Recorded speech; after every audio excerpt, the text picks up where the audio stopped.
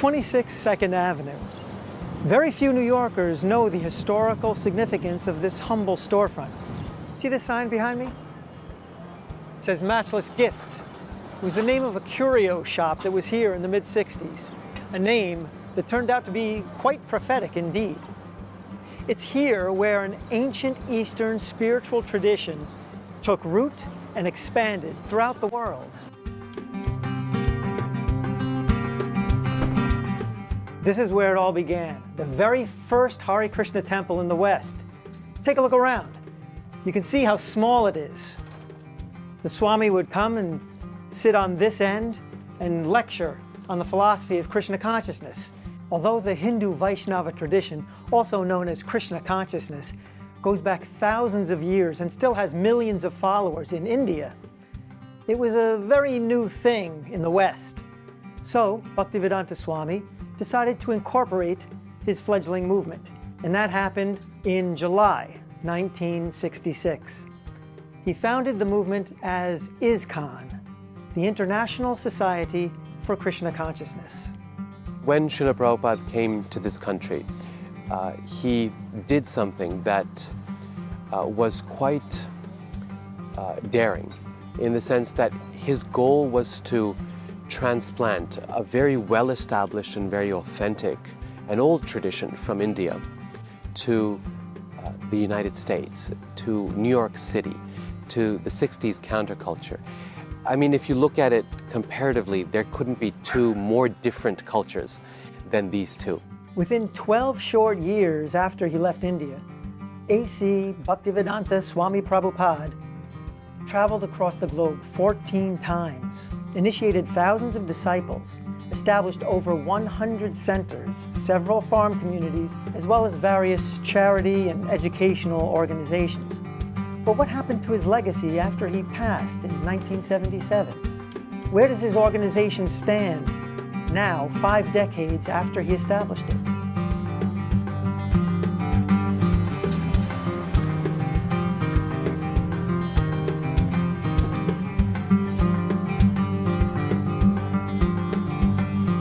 It was underneath this tree on October 9th, 1966, that A.C. Bhaktivedanta Swami Prabhupada held the first recorded outdoor chanting session of the Hare Krishna mantra outside of the Indian subcontinent.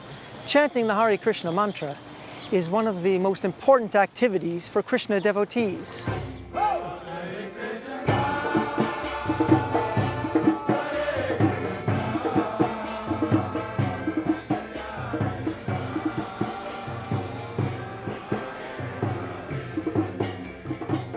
We've got lots of singers here, lots of musicians, and lots of dynamic people who want to share their joy and their happiness and the purity of Harinam, of Krishna's names.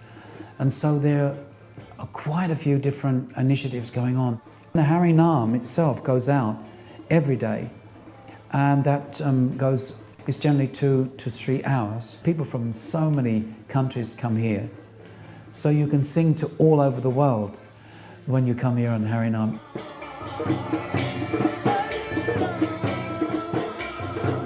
There's Kirtan London. Sometimes they hold 6 to 8 hour kirtans where they invite the general public, anyone who wants to come.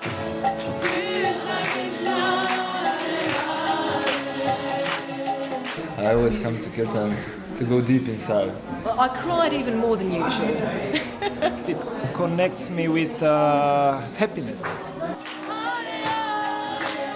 There's been kind of a surge over the last 15 years where we've seen more and more the youth of the Hare Krishna movement are just set alight by their desire to specifically do kirtan.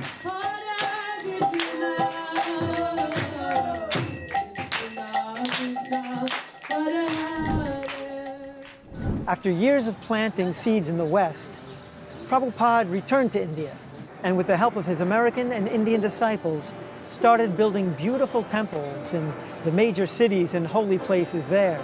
One of his main projects was to build a spiritual city in Mayapur on the banks of the river Ganges.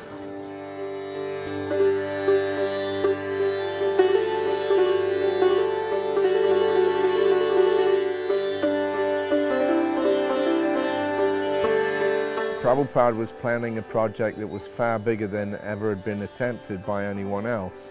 A temple like this has never been built for hundreds of years. We want to make this like a gem. This temple, the Temple of Vedic Planetarium, can unite the whole world and establish the peace and prosperity all over the world. Well, Mayapur is the home for all devotees. I was born and brought up in England. I was born in Cape Town, South Africa. I was born in Detroit, Michigan, in America. I'm from Brazil. I was born in Bengal. My wife, Maya Pureshwari, is from Ukraine. I originally come from China. We actually had a visitor here once from the UN, and he said, wow, this really is the United Nations here. It's amazing how people can understand each other, although they're so different. We have a oneness on the spiritual platform, and at the same time we recognize the differences. There's variety as well. Mayapur is just a happy place.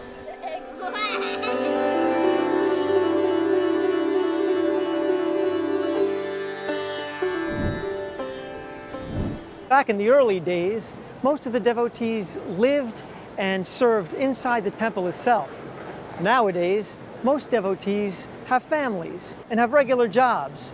Lawyers, doctors, bus drivers, even actors, like me.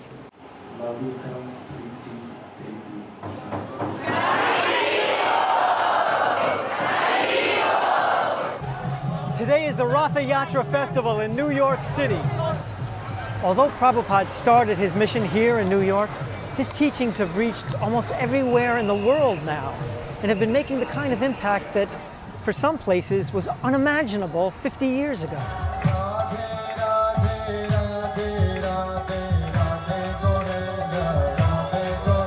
На самом деле, ни разу не была на таком концерте, поэтому очень понравился данный формат. Очень много эмоций получила. Я работаю в нефтяной компании полдня, в остальное время фотография, моя профессия. There is no material reasons why this movement grew so much.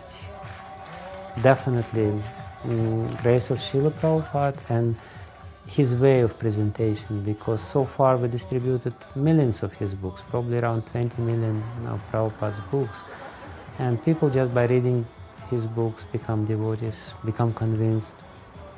His presentation is absolutely unique. I was interested in the literature, and I stayed in the movements because there was music. There was something I could connect to, and I could immediately find my role, my place in the community.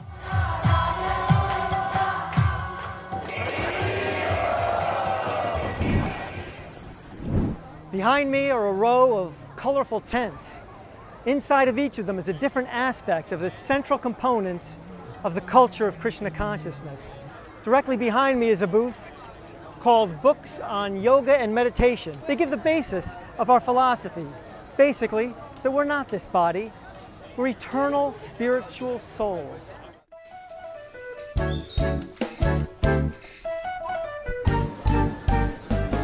A BBT ela foi criada por Prabhupada há mais de 50 anos com o intuito de ter documentado, né, o seu conhecimento para poder levar para todas as pessoas, né, aquilo que ele acreditava.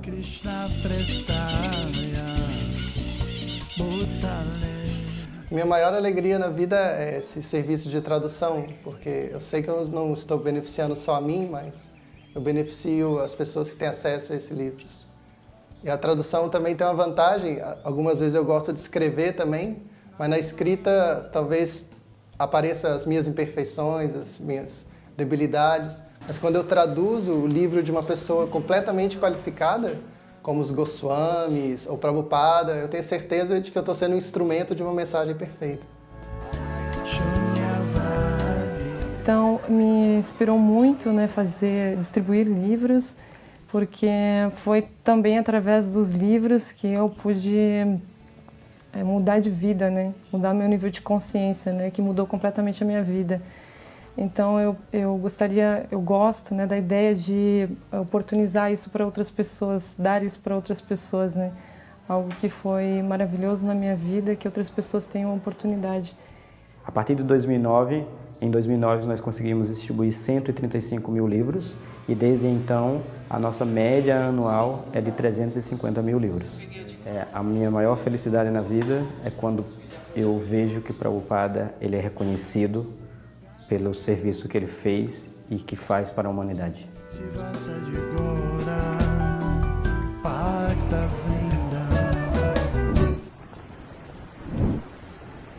Vegetarianism is one of the most important aspects of a Krishna-conscious lifestyle. Devotees try to cause the least amount of suffering possible to other living beings. This is called ahimsa in Sanskrit. It's the principle of non-violence. Prabhupada and his followers have contributed tremendously to the fact that vegetarianism is much more popular now and has even become somewhat mainstream.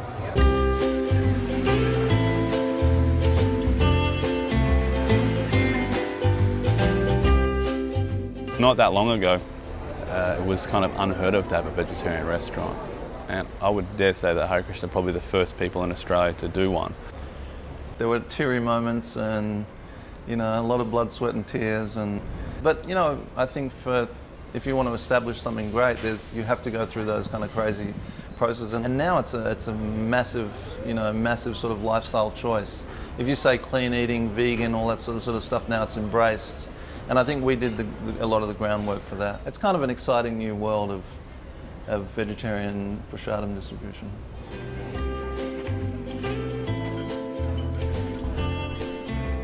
I always eat at Govinda's, just a natural routine. The best recipe for people to be happy, I think that developing an attitude of service towards other people. The reason we do what we do and we push every day is the reciprocation we get from the people we're doing it for.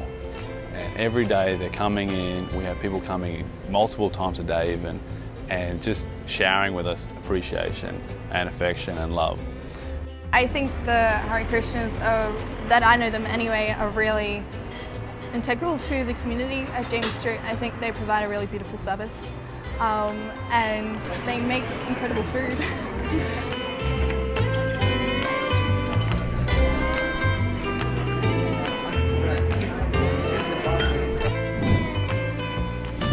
Giving out prasadam, or sanctified vegetarian food, is a symbol of love and care, and is an integral part of the ancient spiritual Indian culture. When Prabhupada first started attracting followers, he personally cooked for them and personally fed them. Later on, he asked his disciples to make sure that no one ever went hungry within a 10-mile radius of any ISKCON center.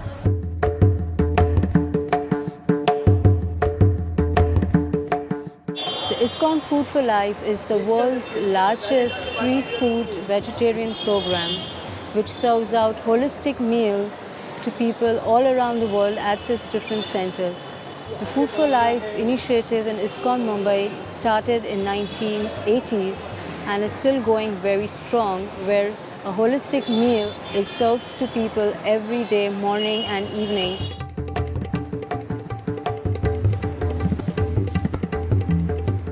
So we started this project in the year 2004. It was a very humble beginning. On the first day, we went to one school which had only 900 students. 11 years down the road, we have set up 20 kitchens in different parts of the country. We have a presence in 8 states, and we are feeding 1.2 million kids every day.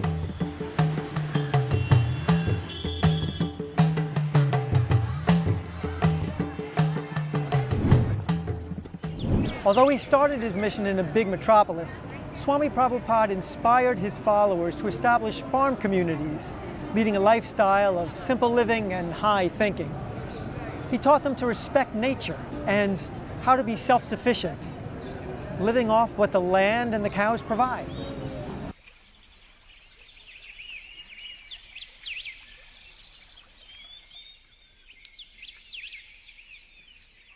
Számunkra a környezetvédelem az nem csak egy jelmondat, amit kiteszünk valahova az ajtó fölé, és arról és aztán meditálunk nap, mint nap, hanem ami gyakorlatban az életmódunk, a legfőbb környezetvédelmi programunk. A közösségünkben 130-an élnek, és ehhez szükséges zöldséget, gyümölcsöt, gabonát, tejet, tejtermékeket meg tudjuk termelni.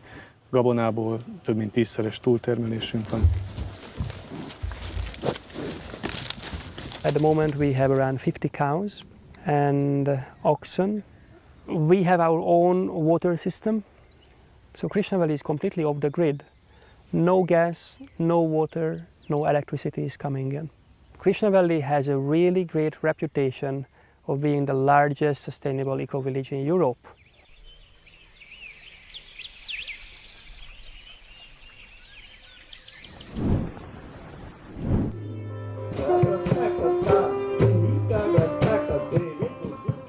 Well, the stage program is winding down. The younger generation is really stepping up, taking on more leadership roles within the society and the organization of running festivals like this one.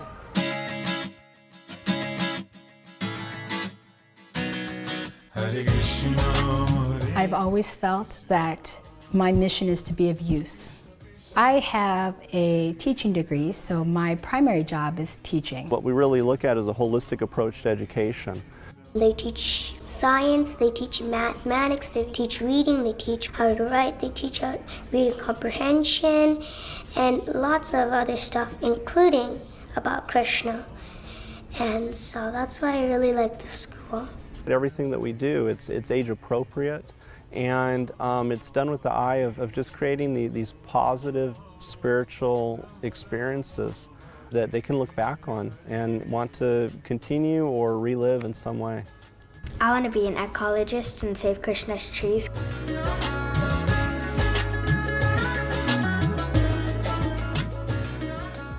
I think ISKCON's contribution to the world around us has to do with the fact that it provides an authentic spiritual perspective on many of the issues that face us in the world today. We live in a world that is technologically very advanced, that is scientifically very accomplished, and yet a world where people are seeking community, they're seeking heart, they're seeking relationships with other human beings, and are seeking meaning and purpose in their lives. And what ISKCON does, I think, is provide the opportunity, provide a pathway to finding that meaning and living it in a day-to-day way that is at the same time connected to our world around us and yet gives meaning and hope for something much greater than we human beings can imagine ourselves.